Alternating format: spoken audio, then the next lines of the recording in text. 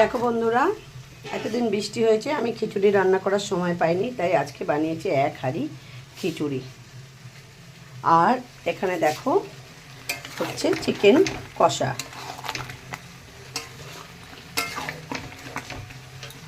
আর এখানে দেখো হচ্ছে পাঁচমিশালি একটা তরকারি, আর চাটনিও বানাবো, এখনো হয়নি চাটনিটা।